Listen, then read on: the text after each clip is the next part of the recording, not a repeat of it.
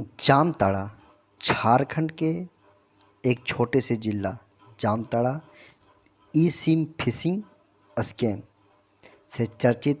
आज हम जामताड़ा के बारे में बात करेंगे। यहाँ कैसे धड़ल्ले से ई सिम फ्रॉड हो रहा है। जी हाँ दोस्तों, आज मैं जामताड़ा के बारे में बात कर रहा हूँ। जामताड़ा में कुछ साइबर क्राइम वाले लोगों ने बहुत ही आतंक मचा के रखा है। आज उसने नई नई तकनीकों से फ्रॉड करना शुरू कर दिए हैं। उसी में एक ई सिम क्राइम को जन्म दिया है। आज हम बारीकी से समझते हैं कि जामताड़ा के लोगों ने कैसे कैसे लोगों के बैंक के अकाउंट से धड़ल्ले से पैसे को उड़ाए हैं। मैं शुरू से डिस्कस करना चाहता हूँ, बताना चाहता हूँ कि सबसे पहले वो लोग कैसे कैसे करके पैसे को उड़ाते थे। सबसे पहले लोग साइबर क्राइम के लोगों ने उसने एक बैंकिंग ऐप का उपयोग किए। उसमें से रेंडमली से उन्होंने कोई भी नंबर को उसमें डालते थे और उसमें एक्सेस करने के लिए, बैंक में एक्सेस करने के लिए यदि उसमें ओटीपी प्रमोट होता था तो जान जाते थे कि इस नंबर से कोई ना कोई अकाउंट ज़रूर खुला हुआ है, किसी भी अकाउंट में इस नंबर जुड़ा हुआ है। और वो उस व्यक्ति को कॉल करते थे।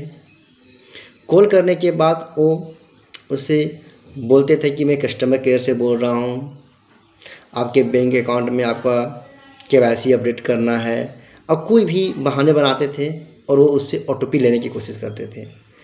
यदि लोगों ने ओटीपी दे दिया तो वो शिकार हो चुके हैं और उसके पैसे आराम से इजली से उड़ा देंगे और देखते ही देखते कुछ क्षणों में उसके सारे पैसे अकाउंट से गायब कर देते हैं। ये पहले करते थे। ऐसा साइबर क्राइम के लोगों का एक पुराना तरीका था। ऐसे करके पैसे आराम से इजली से उड़ा लेते थे। लेकिन अब बहुत सारी जागरूकता बढ़ती गई। हर जगह से एड आने लगा कि आप अपना पर्सनल डिटेल किसी को ना दें, ओटीपी किसी को शेयर ना करें, ये ओटीपी बैंक के द्वारा कभी नहीं आपसे लिया जाता है। इस तरह के जागरूकता बढ़ाए गए, लोग थोड़ा जागरूक हो गए। लोगों ने ओटीपी देने से मना कर दिए और फ्रॉड कुछ कम हुआ।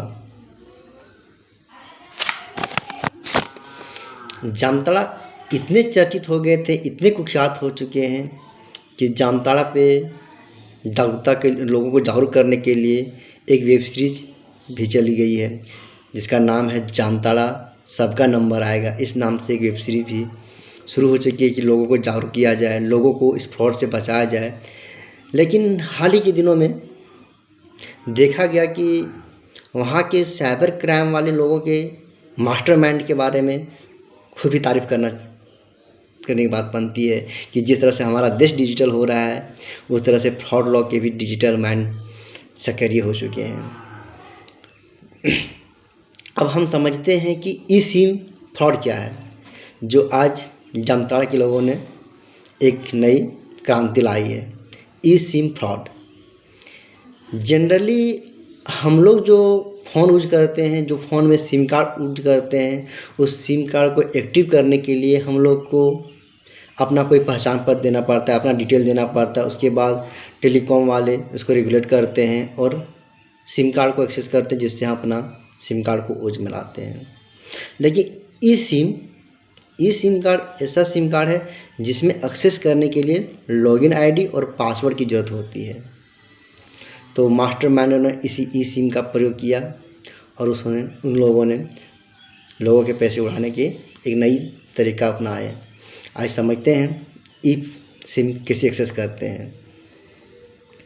इस सिम को सभी फ़ोनों में सपोर्ट नहीं करते, लेकिन आज कुछ स्मार्टफोन इस सिम एक्सेस करने का अलाउ दे दिए हैं। तो वही फ़ोन को यूज साइबर अपराधी लोग करते हैं।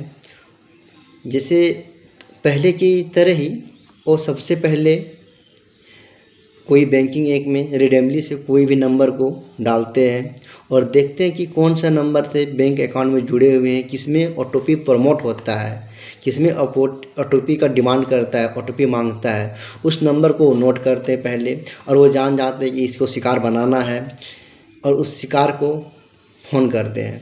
फ़ोन करने के बाद अब ओटीपी नहीं मांगते हैं, वो चालाक हो गए हैं, वो भी जानते हैं कि लोग ओटीपी नहीं देते हैं, नहीं देंगे। अब वो किसी तरह से उसके ईमेल आईडी को लेने की कोशिश करते हैं। अब ईमेल आईडी के लिए कोई बहाना बनाते हैं कि हम बैंक से बोल रहे हैं, हाँ तो हम कस्टमर केयर से बोल रहे हैं, सर आपका नंबर में ये सुविधा देने के लिए मैं आपको आपका ईमेल आईडी की ज़रूरत है, आप अपना ईमेल आईडी दीजिए। ऐसे कुछ बहाना बनाते हैं। आप फिर कोई लिंक आपको दे देंगे कि सर इस लिंक में आप रजिस्टर कीजिए, आपको कोई लॉटरी लगने वाली है, आपको ऐसी सुविधा कुछ मिलने वाली है। ऐसे वैसे कुछ बहाने लगा के वो आपसे ईमेल आईडी लेने की कोशिश करते हैं। और यदि आप ईमेल आईडी उसको दे देते हैं तो आप समझिए आप उस अपराधी के शिकार के शिकंजे में फंस चुके हैं। फिर से समझते हैं पहला स्टेप क्या करते हैं साइबर क्राइम वाले लोग। सबसे पहले वो रेंडमली से कोई नंबर लेते हैं, बैंकिंग ऐप का उपयोग करके वो पहले उस नंबर से पता करते हैं क्या उसमें ओटीपी प्रमोट होता है बैंक एक्सेस करने के लिए। यदि ओटीपी प्रमोट होता है तो वो उस नंबर को नोट करते हैं, उसको कॉल करते हैं और उससे ईमेल आईडी लेने का ट्राई करते हैं, कोशिश करते हैं, कोई भी बहाना बना के इसे ईमेल आईडी लेने का कोशिश करते हैं। यदि लोग ईमेल आईडी दे दिए तो आप जान लीजिए कि वो शिकार के शिकंजे में फंस चुका है। वो ईमेल आईडी उसका ले लेते हैं, उसका नंबर को ई सिम में कन्वर्ट करने का कोशिश करते हैं। वो क्या करते हैं, ऑफिशियली कस्टमर केयर को फ़ोन करते हैं और वो अपने ईमेल आईडी से रिक्वेस्ट करते हैं कि सर हमको अपने नंबर को इस सिम कार्ड में कन्वर्ट करना है, आप मेरा नंबर को इस सिम कार्ड में कन्वर्ट कीजिए। और ये नंबर वही शिकार में जो फंसे हैं उस आदमी का होता है और वह उस नंबर को इस सिम में कन्वर्ट कर लेते हैं। और इस सिम में कन्वर्ट करने के बाद वो उसकी सारी नंबर डिटेल सब कुछ अपने मोबाइल पे एक्सेस कर लेते हैं। लॉगिन आईडी और पासवर्ड मिल जाते हैं इस सिम कार्ड का। वो अपने मोबाइल पे उसको एक्सेस करते हैं। एक्सेस करने के बाद वो सारी डिटेल उसके ले लेते हैं। उसके बाद उसे कोई ओटीपी ज़रूरत नहीं है। वो बैंक एक्सेस करने के लिए उसका ओटीपी आएगा तो उसके फ़ोन पे आएगा, उसके सिम कार्ड में सारा मैसेज नोटिफिकेशन सब कुछ उसके मोबाइल पे मिलेगा और ईजिली से वो आपके बैंक में एक्सेस कर जाएंगे। और वो एक ही बार में सारे पैसे नहीं उड़ाते हैं, वो धीरे धीरे करके छोटे छोटे अमाउंट में वो पैसे को निकालते हैं और एक अपने ही अकाउंट में ना लेके दूसरे लोगों के अकाउंट में पैसे को ट्रांसफ़र करते हैं। इस तरह का वो फ्रॉड का जन्म हमारे जामताड़ा ने दिए हैं। जामताड़ा के लोगों ने गजब का मास्टरमाइंड लगाए हैं और इस तरह से लोगों को लूट रहे हैं। मैं चाहता हूं कि यह गंभीर मुद्दा बहुत ज़रूरी था, इस पर बात करना, डिस्कस करना, क्योंकि लोग बहुत तरह से फंस रहे हैं।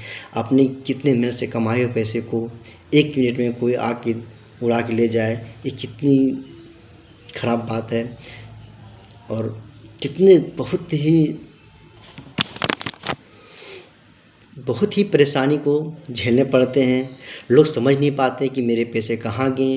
वो बैंक में जाके पूछते हैं, बैंक वाले बोलते हैं नहीं ये तो बैंक पैसा आप निकाले हैं, अब कैसे उड़ गया, हमें इसके बारे में पता नहीं है। पता करते हैं, साइबर ब्रांच में जाके फाइल करते हैं तो ही बोलते हैं ठीक है मैं पता करता हूँ, लेकिन कुछ नहीं होता है, पैसा उड़ ही जाता है, लेके भाग ही जाते हैं। बहुत मुश्किल से इस केस के बारे में फैजाबाद के पुलिस ब्रांच वालों ने इसके बारे में पर्दाफाश किया और वहाँ से पता करने के बाद पता चलता है कि जामताड़ा से 4 साइबर क्राइम अपराधियों थे जिनके नाम उस लिस्ट में आए।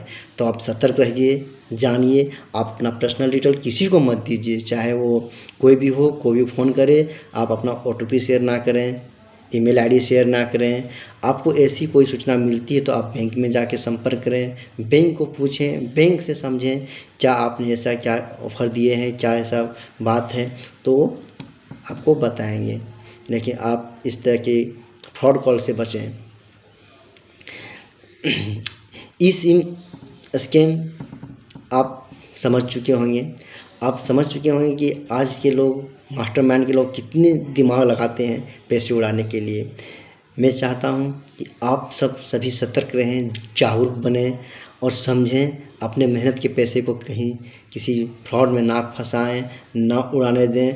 आप अपने सभी परिजन, दोस्त, भाई बंधु, जितने भी लोग हैं, आपके जो रिलेटिव हैं, उन सबको ये वीडियो शेयर करें और बताएं कि ई फ्रॉड से कैसे बचें।